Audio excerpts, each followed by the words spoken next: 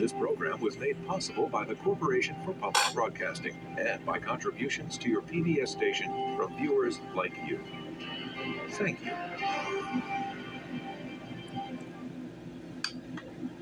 Good evening, I'm John Yang. More than 90 nations, including the United States, are making a show of support for Ukraine at a two-day peace summit in Switzerland. Ukraine hopes the United Front will strengthen its negotiating position with Russia, which pointedly was not invited to the gathering at a resort in the Alps. Vice President Kamala Harris is representing the United States. She announced a $1.5 billion aid package aimed at Ukraine's hard-hit energy sector. Meeting with Harris, Ukrainian President Volodymyr Zelensky looked forward to a post-war Ukraine. We are here today for the sake of diplomacy. Ukraine has always believed in the power of diplomacy. War is not our choice, it's Putin's choice. National Security Advisor Jake Sullivan called a proposed Russian deal to end the war a completely absurd vision. The Israeli military says 8 soldiers died in an explosion in southern Gaza today, the second deadliest attack on Israeli forces of the war. In Gaza, families are preparing for a bleak Eid al-Adha tomorrow, one of the most important festivals in the Muslim calendar. It's usually celebrated with big family meals and gifts for children. But this year, there's only war, hunger, and misery. The holiday marks the end of the Hajj, which peaked today with nearly 2 million Muslims gathering on a sacred hill in Saudi Arabia for a day of worship. The Hill of Mercy is believed to be the site of the Prophet Muhammad's final speech, known as the Farewell Sermon. Across France, hundreds of thousands of people turned out to protest against a far-right political party in advance of French parliamentary elections. Labor unions, students, and groups fighting racism called for the protest after the right-wing National Rally Party trounced President Emmanuel Macron's centrist party in last week's European parliamentary elections. The first round of snap French parliamentary elections will be held at the end of the month. And Kate, the Princess of Wales, made her first public appearance today since she said she's being treated for cancer. It was at festivities to mark the official birthday celebration for King Charles III, who himself was treated for cancer in January. Kate said in a statement yesterday that she's not out of the woods yet and will continue chemotherapy for a few more months. Still to come on PBS News Weekend, why U.S. domestic workers have fewer workplace protections than other employees, and how the city of Philadelphia is working to protect birds from deadly window collisions. This is PBS News Weekend from WETA Studios in Washington, home of the PBS NewsHour, weeknights on PBS. A first-of-its-kind report from the American Cancer Society is shedding new light on cancer risks for LGBTQ people. It finds that some LGBTQ populations are more likely to have cancer risk factors, like smoking, heavy alcohol use, or excess body weight. Transgender people are less likely to be screened for cervical, colorectal, and prostate cancer. And LGBTQ people continue to face barriers to high-quality health care, including discrimination. Dr. William Dayhut is the American Cancer Society's chief scientific officer. Dr. Dayhut, this is the first time this is being done, this is being looked into. Why now? Why did you decide to do this now? Well, thanks very much for having me on today. It was really a great question. You know, it's really important to know that this was really a way for us to get a clue to the cancer risk to this population. Cancer communities, cancer registries do not collect data for cancer deaths, cancer incidents based on sexual orientation or gender. So I think this is really important to begin to understand, is the risk different? So we begin to capture that information in a much more critical way. Were there things in your findings that surprised you, and what do you think are the key takeaways from this report?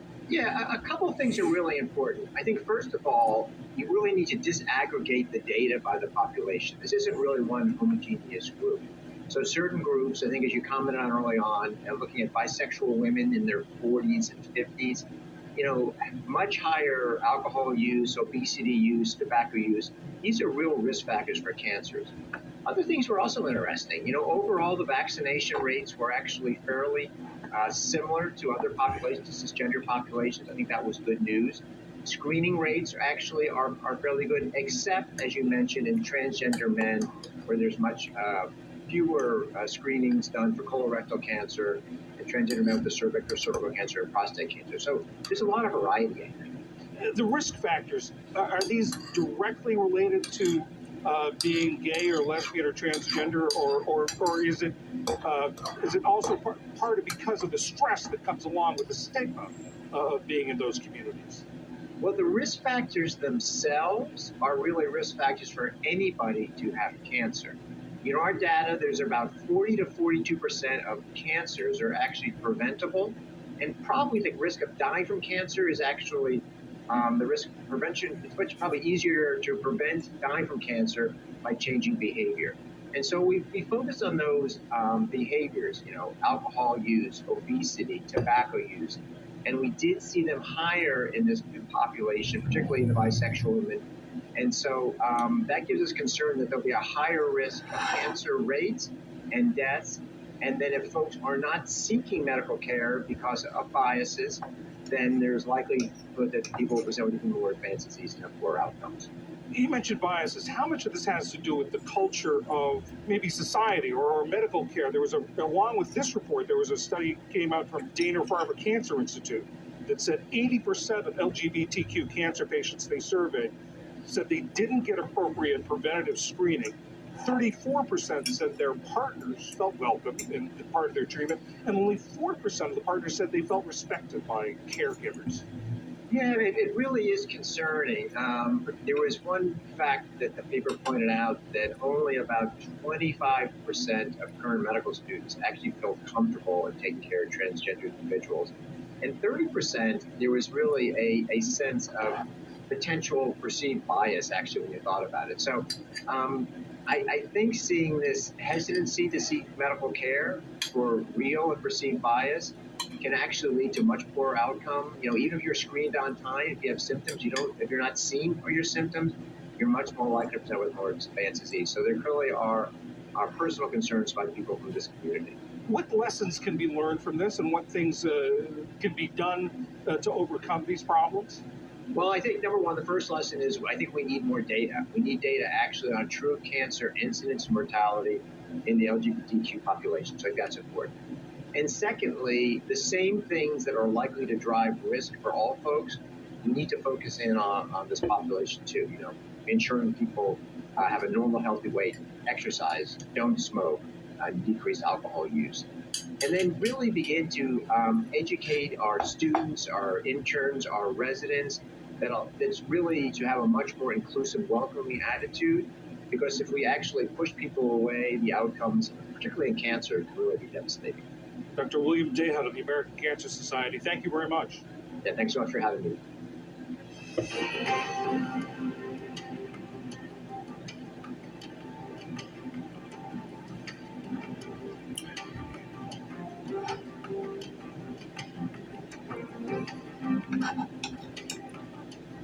In many American households, domestic workers like nannies, housekeepers, and home health aides perform essential tasks. But as Ali Rogan reports, they also have fewer rights and protections than most U.S. workers. Each day, nearly 2.5 million nannies, aides for the elderly, and home cleaners do jobs that allow much of the rest of the American workforce to do theirs. But despite being such a foundational part of the economy, many of these workers are excluded from key workplace protections. Those include the Fair Labor Standards Act and the Occupational Safety and Health Act, which respectively cover wages and workplace safety. Protections also vary by state. 11 states and the District of Columbia have passed their own domestic workers' bills of rights, but there is no such federal law. Members of Congress have tried and failed to pass a federal version for several years.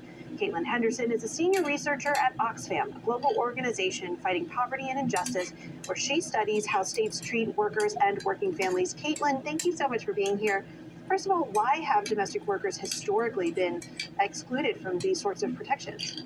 So unfortunately, that reflects a long history of sexual and racial discrimination in this country, where Black women were really excluded from labor protections in the 1930s during President Franklin Roosevelt's New Deal.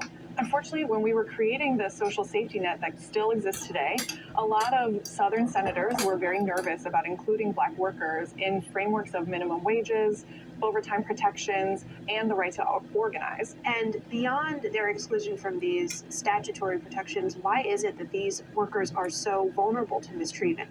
As you mentioned earlier, domestic workers are excluded from the Occupational Safety and Health Act, which means that a lot of protections most workers have for their workplace does not extend to domestic workers, because usually that means people's homes. So they're very exposed to issues of discrimination and harassment. Domestic workers are also not included in the Civil Rights Act from the 1960s, so they're uniquely exposed to types of vulnerabilities most workers don't have. The majority of domestic workers in the United States are women, women of color, and especially immigrants. And as another collective of workers that has also been excluded from the National Labor Relations Act, which establishes the right to unionize, a lot of these workers feel uniquely exposed and vulnerable and not as comfortable bringing up issues to their employer, especially since they are very classically at will, and their employers, which is again often families, individuals, can terminate their employment at any time. As you mentioned, there are efforts to correct these issues. What is happening on the federal level? So we have in front of Congress today a bill that's called the Domestic Workers Bill of Rights, which is a very exciting piece of legislation. As you mentioned, a similar piece of legislation has passed in 11 states and DC and Puerto Rico and several cities. So we know that it works really well. This would be a piece of legislation that establishes minimum wage provisions, overtime protection, protection at work from harmful chemicals, for example, protection against discrimination and harassment, and the ability to collectively organize. There have been efforts for several years now to pass this Bill of Rights. Why does it keep getting stalled? We're waiting for the political will from a lot of individuals to see the value in this. We know, as you mentioned, domestic workers are the workers that let all other work happen. So these are intrinsically valuable, absolutely essential workers to our economy. Hopefully people will change their minds and realize the importance of this sooner than later. Another piece of this seems to be making sure that workers know their rights. Why is it such a challenge to reach these workers where they are and close that awareness gap? It's so hard when your workplace is someone's home and you work by yourself. One of the best ways to organize workers is when you find them in a collective, and domestic workers usually work alone or in a vacuum. So it's taken a lot of time for the National Domestic Workers Alliance, among other organizations, to reach out, build community, and collectively organize these workers. What sort of mistreatment typically happens to this segment of the workforce?